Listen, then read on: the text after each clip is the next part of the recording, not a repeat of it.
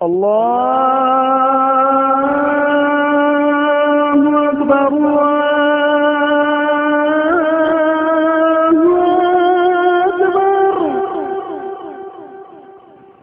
اللہ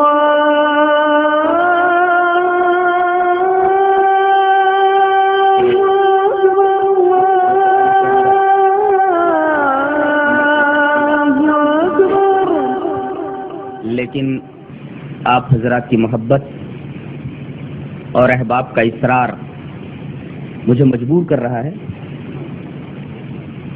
کہ کچھ باتیں ضرور آپ کے سامنے رکھوں.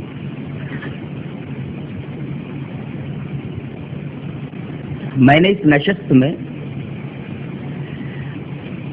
آیت الکرسی کی ایک سرسری تفسیر کرنے کا ارادہ کیا ہے. سب سے پہلے آیت الکرسی کی فضیلت کے تعلق سے جو بات حدیث پاک میں آئی ہے وہ پہلے سماعت فرما لیں. امام مسلم رحمۃ اللہ علیہ کتاب و فضائل القرآن میں آیت الکرسی کے تعلق سے حضرت ابی بن کعب رضی اللہ تعالیٰ عنہ سے ایک روایت اس طرح لائے ہیں. وعن ابی بن کعب الانصاری رضی اللہ تعالیٰ عنہ قال قال رسول اللہ صلی اللہ علیہ وسلم یا ابا المنذر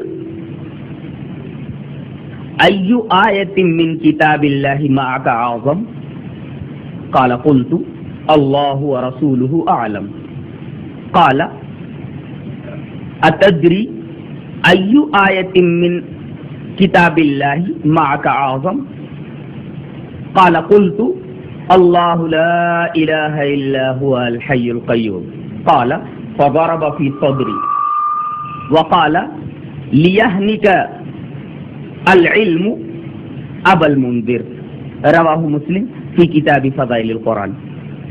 یہ روایت ابی بن کعب رضی اللہ تعالیٰ عنہ سے امام مسلم کتاب و فضائل القرآن میں لائے ہیں. وہ فرماتے ہیں کہ نبی پاک صلی اللہ علیہ وسلم نے ایک دفعہ ارشاد فرمایا بطور سوال کہ اے ابو منذر، یہ حضرت ابی بن کعب رضی اللہ تعالیٰ عنہ کی کنیت ہے، یہ بتاؤ کہ قرآن حکیم کی آیات میں سے کون سی آیت سب سے زیادہ عظیم ہے؟ تو ادباً، جبکہ سوال کا جواب حضرت ابی بن کعب کو معلوم ہے، ادباً یہ فرما رہے، احتراماً یہ فرما رہے کہ اللہ و رسولہ اعلم، اللہ اور اس کے رسول کو اس سلسلے میں زیادہ علم ہے. تو نبی پاک صلی اللہ علیہ وسلم نے اپنے سوال کو ریپیٹ فرمایا اتدری ایو آیت من کتاب اللہ معک اعظم، نہیں بتاؤ کہ قرآن کی آیات میں سے کون سی آیت سب سے زیادہ عظیم ہے؟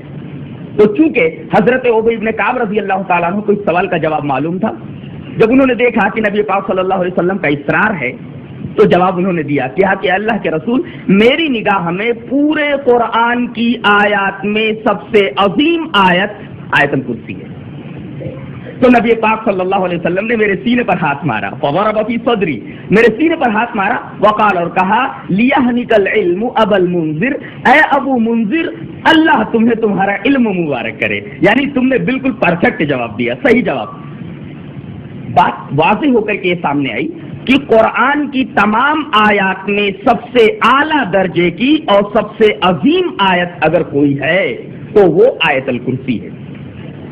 اس مقام پر ایک سوال اٹھتا ہے کہ آخر اللہ تبارک و تعالی نے اسی آیت کریمہ کو اعظم آیت ہونے کا کیوں شرف بخشا ہے؟ اس سوال کو اسی مقام پر حل کر لیتے ہیں. جواب اس کا یہ ہے کہ کسی بھی مسلک اور کسی بھی دین کی بنیاد عقیدہ ہوتا ہے، اور ان میں سب سے زیادہ اہم چیز اور سب سے زیادہ اہم عقیدہ توحید کو گردانا جاتا ہے. اور آپ کو معلوم ہے کہ عقیدہ جتنا مضبوط اور مستحکم ہوتا ہے، دین کی اور مذہب کی عمارت اتنی ہی زیادہ مستحکم اور مضبوط ہوتی ہے. اگر بنیاد کمزور ہو جائے تو عمارت بھی ہمیشہ ماریض خطر میں رہے گی، کمزور ہی رہے گی. لہذا ضرورت اس بات کی ہے کہ عقیدے کو پہلے مضبوط کیا جائے. اور تمام عقائد میں سب سے زیادہ چیز جو مضبوط کیے جانے کے لائق ہے اور مستحکم کیے جانے کے لائق ہے وہ ہے عقیدہ توحید. جنہوں نے احادیث کا اور قرآن حکیم کا گہرا مطالعہ کیا ہوا ہے ان پر یہ بات مخفی نہیں ہے کہ اللہ تبارک و تعالی نے جتنے رسول دنیا میں کی طرف مبعوث کیے ہیں، تمام انبیاء اور رسول نے سب سے پہلا پیغام اور سب سے پہلا سبق اور سب سے فرسٹ لیسن جو اپنی امت کے سامنے رکھا ہے وہ یہی درس توحید ہی تھا. اور آپ اگر انبیاء کی زندگیوں میں غور کیجئے تو ایک بات عجیب آپ کو سامنے آپ کے آئے گی، وہ یہ کہ انبیاء کی دعوت کا آغاز بھی توحید ہی تھا اور ان کی دعوت دین کا نقطۂ وسط بھی توحید ہی تھا اور ان کی دعوت دین کا نقطۂ اختتام بھی توحید ہی. آپ قرآن کو از اول تا آخر پڑھتے چلے جائیے، آپ کو یہی معلوم ہوگا کہ انبیاء کرام نے سب سے پہلے عقائد میں عقیدہ توحید کو لوگوں کے دلوں میں جمانے، مضبوط کرنے اور مستحکم کرنے میں بڑی محنت کی ہے اور اس کے لیے سالہ سال صرف کیے. تو ضرورت اس بات کی ہے کہ سب سے پہلے عقیدے کو مستحکم کر لیا جائے. اور اس آیت کے اندر اللہ تبارک و تعالی نے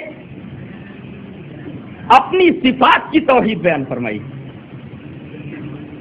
ایک ہے توحید فی ذات، ایک ہے توحید فی صفات. تو توحید فی ذات کی بحث تو سورہ اخلاص کے اندر ہے. اسی وجہ سے سورہ اخلاص کا درجہ تمام سورتوں میں سب سے زیادہ بڑھا ہوا ہے.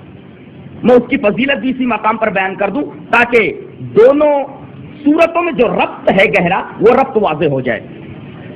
وہ روایت حضرت ابو دردہ رضی اللہ تعالیٰ عنہ سے حضرت امام مسلم کتاب و فضائل القرآن میں لائے ہے. روایت اس طرح ہے، وعن ابی الدرداء رضی اللہ تعالیٰ عنہ عن النبی صلی اللہ علیہ وسلم قال ایعجز احدکم ان یقرأ فی لیلۃ ثلث القرآن قالوا وکیف یقرأ قال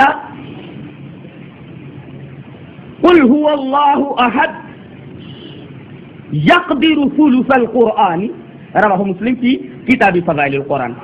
حضرت ابو دردہ رضی اللہ تعالیٰ عنہ فرماتے ہیں کہ نبی پاک صلی اللہ علیہ وسلم نے ارشاد فرمایا صحابہ کرام کو مخاطب کر کے، کیا تم میں سے کوئی اس بات سے عاجز ہے کہ ہر رات تہائی قرآن پڑھ لے؟ تو صحابہ کرام نے کہا کہ اللہ کے رسول یہ کیسے ممکن ہے کہ ایک آدمی تہائی قرآن ہر روز پڑھ لے، ہر رات کو پڑھ لے؟ تو نبی پاک صلی اللہ علیہ وسلم نے فرمایا کہ اگر کوئی آدمی سورہ اخلاص کو ہر رات پڑھ لے تو یہ سورہ اخلاص 1/3 قرآن کے برابر ہے. سورہ اخلاص کا پڑھنے والا ثلث قرآن کا پڑھنے والا ہوگا. تو سورہ اخلاص قرآن کی تمام سورتوں میں سب سے اعلیٰ درجے کی سورت ہے، سب سے اعظم سورت ہے، اس وجہ سے کہ اس کے اندر اللہ کی توحید کی ذات کو واضح کر کے بیان کیا گیا ہے. اور قرآن کی تمام آیات میں سب سے اعلیٰ درجے کی اور سب سے عظیم آیت الکرسی اس وجہ سے ہے کہ اللہ تبارک و تعالی نے اس میں اپنی توحید کی صفات کا تفصیل سے بیان کیا ہے. سورت قرآن کے برابر کیوں ہے؟ اس لیے کہ اس کے اندر اللہ تبارک و تعالی کی توحید کی ذات پر بحث ہے. اور آیت الکرسی تمام آیات میں سب سے زیادہ عظیم اور افضل اس وجہ سے ہے کہ اس آیت کریمہ میں اللہ تبارک و تعالی کی توحید کی صفات پر بڑی تفصیلی بحث پائی جاتی ہے اور بڑی تفصیل سے بحث کی گئی ہے اس آیت کریمہ میں. اس سے پہلے کہ ہم اس سورہ کریمہ کی آیت کریمہ کی تفسیر کی طرف آئیں، اس کی ایک فضیلت اور آپ کی نگاہوں کے سامنے لے آئے تو اچھا ہوگا. نبی پاک صلی اللہ علیہ وسلم نے اس کی فضیلت بیان کی ہے. امام مسلم رحمۃ اللہ علیہ اس روایت کو کتاب الزکات میں لائے ہیں اور اگر میرا حافظہ غلطی نہیں کر رہا ہے تو اس روایت کے راوی حضرت ابو ہریرہ رضی اللہ تعالیٰ عنہ کہ بیت المال کے چور کو جب انہوں نے 2 بار پکڑا تو 2 بار بہانہ کر کے وہ نکل گیا، لیکن تیسری بار نبی پاک صلی اللہ علیہ وسلم کے ذریعے انہیں معلوم ہو گیا کہ یہ چور حقیقت انسان نہیں ہے بلکہ شیطان ہے. تو شیطان نے حضرت ابو ہریرہ رضی اللہ تعالیٰ عنہ سے یہ کہا کہ اگر تم مجھے اس بار چھوڑ دو تو میں تمہیں ایک نسخہ بتاتا ہوں، بڑی شاندار بات بتاتا ہوں. تو حضرت ابو ہریرہ رضی اللہ تعالیٰ عنہ جو دین کے علم کے بڑے شائق تھے، انہوں نے کہا کہ